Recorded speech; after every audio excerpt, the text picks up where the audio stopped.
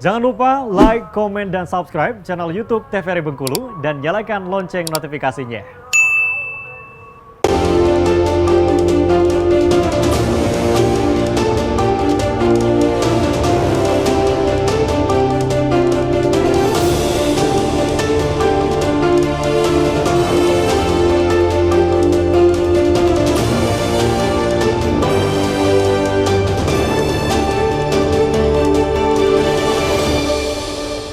Ya pemirsa, Anda kembali menyaksikan Brendo TVRI Bengkulu edisi hari ini dengan tema seni lukis abstrak dan kita masih bersama dengan Pak Romi dan juga Pak Riswanto. Nah Pak Riswanto, kita lanjutkan sedikit pembahasannya. Ini faktor yang mempengaruhi minimnya nilainya apresiasi terhadap seni lukis abstrak ini karena memang khususnya di Bengkulu nih Pak. Karena memang orang banyak belum tahu kah, karena memang minim exposure atau memang sedikit upaya yang coba untuk meng-create dan mengupayakan supaya seni lukis ini lebih dihargai gitu. Itu seperti apa sebenarnya Pak? Banyak faktornya sih yang mempengaruhi. Jadi dari sisi senimannya juga tidak banyak yang melangkah ke situ atau bertahan. Kemudian dari sisi ekonomi masyarakat juga masih mengesampingkan kebutuhan secara emosional atau ritualnya gitu kan, sehingga kebutuhan yang dipikirkan itu hanya kebutuhan fisik seperti kebutuhan pokok, makan, minum, perumahan, sehingga kebutuhan mentalnya juga belum terpikirkan gitu. Sehingga belum menjadi sebuah kebutuhan di masyarakatnya. Karena menjadi kausalitas yang nggak berujung juga Pak, kan nilai ini bisa dihargai ketika ada yang melukisnya secara konsisten. Pelukis ini bisa ada ketika ada pasarnya dulu. Itu situasi atau situasi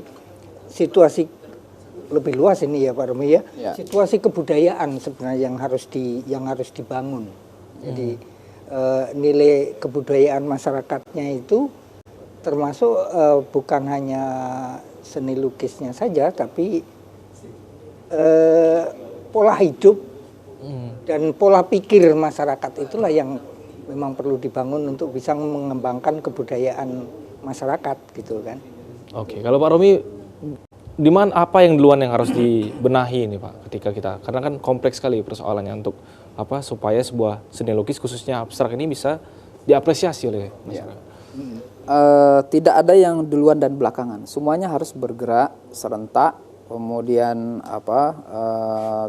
konsisten ya.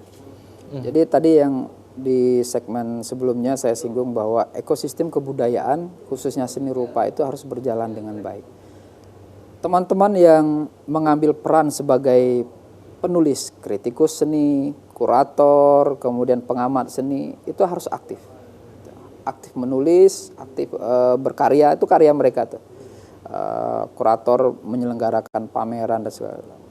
Kemudian senimannya harus aktif. Aktif apa? Aktif berproses dan produktif menghasilkan karya. Gitu. Nah kemudian bersama-sama dengan berbagai pihak itu menciptakan pasar yang sehat di Bengkulu. Jadi orang-orang yang memang punya ketertarikan itu memang harus dipetakan. Nah, setelah ini dipetakan itu harus punya komunikasi ya. Kemudian membuat sinergi bersama. Termasuk peran swasta dan pemerintah daerah gitu harus mengambil peran, dan ini tidak bisa saling tunggu menunggu, harus ada yang punya inisiator gitu. Harus ada punya. Nah kami di komunitas seni rupa itu biasa jemput bola untuk bertemu dengan pihak-pihak ini, dan itu usaha kita untuk mempercepat karena kita punya pemahaman bahwa cepat atau lambat kondisi ini pasti akan berubah. Tapi kita melakukan sesuatu itu untuk mempercepat situasi ini menjadi lebih baik gitu. Jadi ekosistem kebudayaan itu akan tumbuh lebih cepat dari. Oke, berarti yang punya tugas dan tanggung jawab supaya seni lukis khususnya abstrak ini dapat exposure, dapat perhatian dan dapat sebuah apresiasi dari masyarakat itu sebenarnya siapa Pak? Kalau kami lebih kepada jemput bola.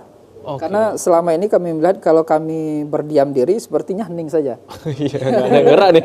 Diam-diam saling sediaman. Ya, jadi kami datang kepada pihak yang memang kami lihat sudah tupoksinya, kemudian memang punya Paling tidak kita sarankan, ayo kita ya bangun kita lah. sarankan, kita ini komunikasi. Jadi membangun kesadaran itu menjadi penting, dan dengan membangun kesadaran ini kita sebenarnya sedang membangun paradigma gitu, mindset terhadap seni rupa dan karya seni rupa. Kami yakin nanti lama kelamaan pasti akan menilai karya seni rupa ini lebih baik ke depannya. Oke, tapi ini kan kita bicara kesadaran secara kelompok tertentu ataupun komunitas tertentu untuk mengembangkan serta coba memperbaiki mindset dari masyarakat lah supaya lebih mengapresiasi. Tapi kalau dari segi pemangku kekuasaan sebenarnya ada nggak institusi ataupun yang berwenang secara khusus untuk memperhatikan itu? Seperti pemerintah ya, Dinas Pendidikan dan Kebudayaan itu punya irisan yang kuat terhadap pembangunan seni budaya Bengkulu, terkhusus seni rupa yang kita bahas hari ini gitu. Kemudian ada UPTD di bawahnya, Taman Budaya gitu, yang bersinggungan langsung dengan para seniman gitu. Jadi memang dari pihak-pihak ini kita berharap mereka ini ya punya inisiatif yang lebih kencang gitu, karena memang tupoksi mereka di sana. Kalaupun tidak, ya kita juga nggak jadi masalah, kita akan jemput bola. Oke, gitu kan. ada atau tidak adanya uluran itu ya? Kita akan memberi kesadaran terus. Tapi kalau nggak sadar-sadar ya, ya sudah. Nggak jadi Oke. apa-apa. Tapi menariknya apakah karena memang faktor ini kan kalau kita lihat garisnya kan Pak, Ya. pendidikan dan kebudayaan. Persoalan pendidikan saja nggak selesai-selesai di Indonesia ini, apalagi di Bengkulu ya kan Pak. Nah, kemudian ditambah lagi urusan kebudayaan di sananya. Kebudayaan juga dipecah lagi kesenian dan juga kebudayaan tentunya di dalam sana. Apakah karena memang tupoksi yang memang terlalu besar, ini coba kita berandai-andai gitu kan Pak. Ya. Tupoksi yang terlalu besar bagi sebuah institusi atau seperti apa? Saya minta pandangannya aja nih Pak. Kalau saya pro kepada adanya kementerian khusus, Kementerian Kebudayaan. Nggak tahu kalau Mas Riswanto. Biar fokus. Gimana nih? Kementerian Kesenian. Rasanya memang dibutuhkan sih. Iya. Gitu. Karena apa? Iya. Masalah kebudayaan itu kan universal itu.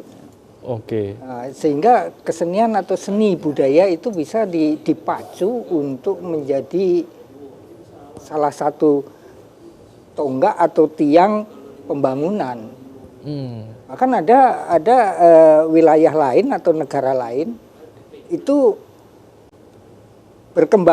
berkembangnya negara dan kuatnya negara itu karena tradisinya, artinya kebudayaan dia sendiri yang dia bangun, sehingga menjadi satu ciri dan kekuatan dirinya sendiri. Oke, karena persoalannya kompleks maka dia harus diperhatikan secara khusus. Secara khusus. Kenapa tadi saya bilang saya pro hadirnya Kementerian Kebudayaan yang membahas seni budaya ya? Karena di sini di tempat kita saya melihat sejauh ini porsi kepada pendidikan itu terlalu besar, bahkan kebudayaannya hilang. Dihilangkan sekarang. Hilang. Kalau dihilangkan khawatir nanti salah ya. Jadi tersingkir gitu. Termarginalkan ya. Ya, nanti kalau dia ada kementerian sendiri gitu, itu lebih fokus. Oke, sehingga permasalahan kompleks ini tidak ada yang ditinggalkan ya Pak. Dua-duanya tetap dapat perhatian khusus dengan institusinya masing-masing. Ya, harapan kita bersama tentunya nanti. Kita akan jeda terlebih dahulu, kita akan bahas di segmen terakhir. Pemirsa jangan kemana-mana, tetap di Brendo TVRI Bengkulu.